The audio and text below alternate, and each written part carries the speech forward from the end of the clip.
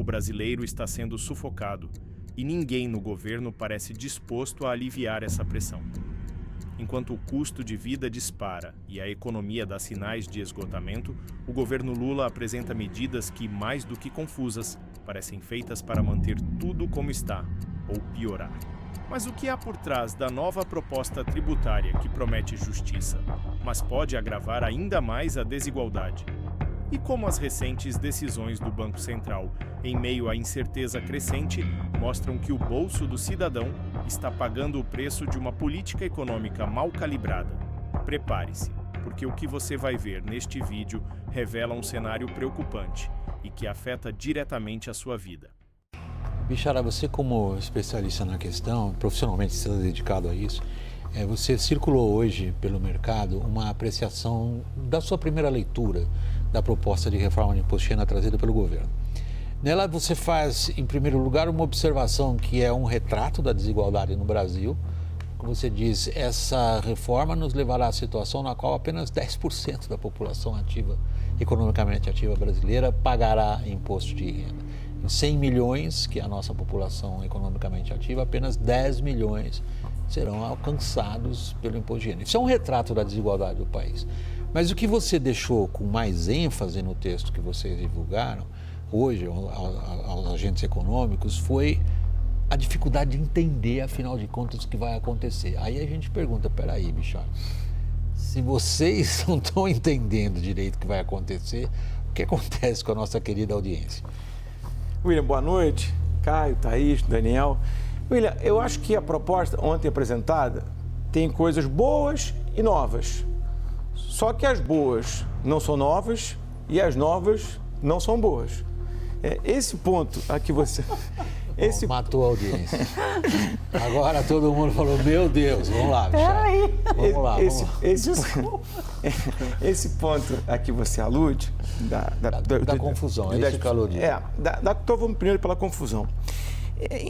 Acho que, em primeiro lugar, a gente tem que destacar o seguinte, lamentavelmente, mais uma vez, o governo federal perde a oportunidade de apresentar uma reforma estruturante de reforma do imposto de renda e opta por um puxadinho para aumentar a arrecadação e viabilizar a promessa de campanha do presidente, que é a isenção de quem ganha até R$5 mil. E eu digo isso com muita tristeza, porque eu sempre achei que os verdadeiros gaps de tributação no Brasil estão em renda e não em consumo. Então, a reforma da renda devia ter vindo antes da do consumo, mas ela não veio nem antes nem depois. O que a gente tem agora é só esse puxadinho. E só para lembrar que na reforma da renda há uma cláusula expressa dizendo que o governo tem que apresentar em um ano o projeto de reforma tributária da renda. Isso, a reforma do consumo. A reforma do consumo, isso. Que até março de 24, o governo teria que apresentar a reforma da renda. E não apresentou nada e também nada aconteceu. Mas, enfim, esse é um primeiro aspecto. Agora, a questão que você alude, da complexidade do texto, eu acho que ela é gritante, né? Ontem, assim que a gente se deparou com o projeto, a gente tentou entender o seguinte: não vai haver uma redução, então, da redução corporativa em contrapartida do novo tributo? Não. E a resposta é não, não vai. Nos projetos anteriores de tributação de dividendo, que tramitaram no Congresso, havia, então, a redução da tributação corporativa, mais ou menos de 34 para 27. O IRPJ. O IRPJ, com a criação correspondente de uma alíquota de pessoa física. Agora não. Agora o IR da empresa continua em 34 e se agregou a esse 10 da pessoa física. Aí, num texto muito complexo, diz a norma, se a pessoa jurídica pagar efetivamente 34, então não precisa cobrar 10 do acionista. Só que o tributo, ele, claro, tem adições e exclusões. Então, se a empresa fatura 100 e tem, por exemplo, 50 de prejuízo fiscal, ela vai tributar o 34 sobre 50. Essa é a sistemática do tributo. Mas esse tributo novo não. Ele incide sempre em 10% se 34 não for o recolhimento. Então, ele despreza a sistemática do próprio imposto de renda, quer dizer, ele desnatura completamente a sistemática do imposto de renda num cálculo muito complexo para garantir a arrecadação. Agora, para além da complexidade, eu acho que tem uma coisa que é muito importante de debater, você também aludiu na tua apreciação inicial, que é o seguinte: isso pode parecer um dado meio contraintuitivo, mas a pessoa que ganha R$5 mil no Brasil está no topo 10% da pirâmide. Segundo o PNAD do IBGE, né, o rendimento médio mensal domiciliar per capita que leva uma pessoa ao topo da pirâmide, aos 10% do topo da pirâmide de renda, é R$ 4.547 por mês. Então, o que quer dizer isso? Que nós vamos desonerar os 10% do topo da pirâmide. Mas vamos debater, ver a visão de mundo de cada um, para isso é adequado ou não. Agora, o que é muito impressionante é o seguinte, no ano passado, nós tivemos 42 milhões de declarantes. No projeto ontem apresentado, vem a informação que 65% desses ficarão isentos. Isso nos deixa com 15 milhões de declarantes em 200 milhões de brasileiros. Acho que é um debate que a gente tem que enfrentar. E só para concluir. E aí, na outra ponta, o problema da progressividade. Porque nós temos progressividade até 1.200.000. Agora, por que o sujeito que ganhou 1.200.000 vai pagar a mesma coisa do que tem 1 bilhão de dividendo? Eu acho errado. Se a Constituição diz, literalmente, sempre que possível, os impostos serão progressivos. Evidentemente que aqui é possível. Mas por que não uma alíquota maior para quem tem dividendos milionários ou bilionários? Me parece incompreensível. Se, por um lado, temos uma reforma tributária que exclui quase toda a população da base de arrecadação e ignora a progressividade que a Constituição exige, do outro, temos uma taxa de juros que segue nas alturas, punindo o consumo, freando o investimento e deixando claro que o governo não tem um plano real para tirar o Brasil da estagnação. O resultado?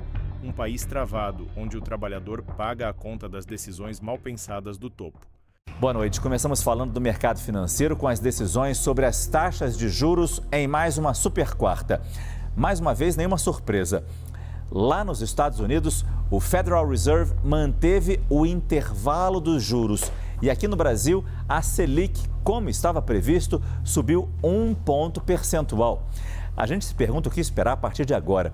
O clima de dúvida é reforçado pelas tarifas e todas as decisões tomadas neste início do segundo governo Trump. A preocupação é com a inflação no Brasil. A reação no mercado por aqui foi positiva, com bolsa em alta e dólar em ligeira queda. Mas e para frente? Sabemos que teremos mais altas da Selic, mas em qual ritmo?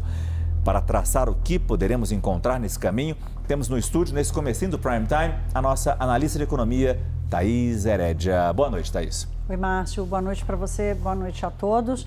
Como você disse, foi uma decisão altamente aguardada. Vamos começar falando do Banco Central brasileiro. Então, já era uma decisão anunciada desde dezembro, então aí está tudo bem. A grande dúvida era sobre a sinalização dos próximos passos. E uma sinalização, aí sim, 100% do novo Banco Central, com Gabriel Galípolo na presidência e com a maioria dos diretores indicados pelo presidente da República. E, Márcio, aqui também a sinalização veio, é de mais uma alta, pelo menos mais uma alta de juros. O Banco Central foi muito claro ao dizer no seu comunicado, prevemos mais uma alta de menor magnitude. Então, passamos 3 reuniões, durante 3 decisões, dezembro, janeiro e março, com uma alta de 1 ponto percentual. Não é um movimento comum, não é um movimento simples, é um movimento duríssimo. Portanto, o Brasil já convive hoje com uma taxa de juros muito alta e bastante, como a gente fala em economês, contracionista, ou seja, aquela que provoca uma contração, ou deve provocar, teoricamente, uma contração da atividade econômica, da demanda por consumo. Vamos dar uma olhada aqui, Márcio, no que eu destaco como as novidades desse Comitê de Política Monetária. Então, a primeira delas é a grande novidade, né? Vem mais uma alta na reunião de maio, o Banco Central se reúne a cada 45 dias, então não é todo mês, as datas elas flutuam, então às vezes é super quarta, coincide com o Banco Central dos Estados Unidos, às vezes não é. É o caso de hoje, super quarta, vem aí mais uma alta em maio, só que num ritmo menor. E aqui 2 pontos que eu destaco, né? Quando o Banco Central justifica a sua decisão e a decisão também por essa sinalização, ele considera o seguinte: há uma defasagem do efeito dos juros na economia. Isso quer dizer que uma decisão tomada hoje, Márcio, o efeito completo deste juro de 14,25 na economia só vai se dar no terceiro trimestre de 2026, lá para julho, agosto do ano que vem. É lá que completa o ciclo do impacto dos efeitos da taxa de juros de agora. Então, quando cita a defasagem desses efeitos, o Banco Central está dizendo, olha, a taxa já está alta demais. Número 1, já está alta demais. 2, nós temos que esperar os efeitos de tudo que já foi feito desde agosto do ano passado, quando a taxa voltou a subir. Então, há uma defasagem que precisa ser aguardada para entender qual será exatamente o ciclo de aperto, até onde vai esse ciclo de alta dos juros. E a novidade também em que ele coloca nessa conjuntura uma incerteza elevada, aqui são palavras que eu copiei do comunicado, incerteza elevada. Com o que está acontecendo lá fora, aqui no Brasil também muitas dúvidas, Márcio. Mas você acha que essa, ainda que menor do que 1 ponto percentual, mas uma elevação já confirmada, que haverá na próxima reunião do Copom, de alguma forma isso traz uma sinalização para o mercado financeiro de que a gente pode esperar que essa taxa de juros altíssima, agora em 14,25, tem gente falando que pode chegar a 15% ao ano, que a gente possa chegar ao fim deste ano um tanto menor, já com uma sinalização, já com um viés de queda?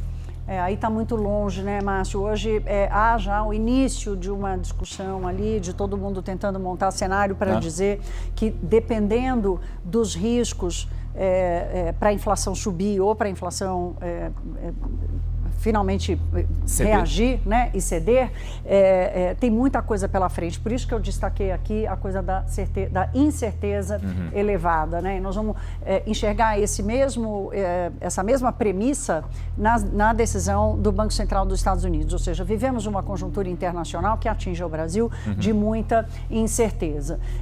O Banco Central hoje sinaliza essa nova alta de menor magnitude, mas o preço da taxa de juros negociada no mercado ainda indica uma Selic que vai chegar aos 15%. Mas esse não é mais o cenário certeiro, né? Essa calibragem que o Copom fez agora, dizendo vai ser em menor grau, pode levar a uma nova alta de 0,5 ponto percentual, metade do que foi nas últimas 3 reuniões, e aí, portanto, não chega a 15%. Pode chegar a 15%, vai depender do cenário. O que sabemos é que vai subir mais um pouco, né? É muito difícil, Márcio, e aqui tem uma questão seguinte, né? Depois de um movimento tão agudo quanto esse, de 3 altas de 1 ponto percentual, que eu disse aqui que não é um movimento comum, seria muito estranho se o Banco Central não sinalizasse alguma continuidade, né? Porque a calibragem da taxa de juros é uma calibragem que contém muito risco, ainda mais num ambiente de muita incerteza. Então, que genialidade seria essa de um Banco Central que, depois de promover essas altas tão fortes, já tem a certeza de que pode parar? É um ciclo. E esse ciclo precisa ser respeitado. E quando a gente olha para trás, vendo o gráfico das últimas taxas que nós tivemos, a gente lamenta como a gente chegou de novo a esse ponto e o quão doloroso e o quão difícil é para a economia. Claro, talvez fosse mais difícil ainda não ter taxa assim, não segurar a inflação. A gente sabe como a inflação é um peso, especialmente para os mais pobres, mas é muito duro para o nosso país, para o setor industrial, ver uma taxa de juros assim, vendo onde já estivemos e onde estamos agora. O setor industrial, para o consumo em geral, para o investimento, né, Márcio? O investimento, alguém que queira investir, por exemplo, no saneamento básico, que você acabou de trazer aqui, que é uma das questões mais importantes do Brasil. Você tratou da saúde pública, mas há uma série de outros efeitos que o saneamento básico pode provocar. O capital, ele precisa fazer uma conta entre risco e rentabilidade. Num país que está pagando essa taxa de juros, quem vai correr risco fazendo cano debaixo da terra? Não. Né? Então, não é só para quem está produzindo agora, é para quem está investindo no longo prazo. Então, essa taxa volta para o mesmo patamar de 2016. Sim. Aqui a nossa escadinha não voltou lá. E, Márcio, não é coincidência, essa taxa de 6,5% lá em 2019 foi a taxa que vigorou o ano inteiro de 2018.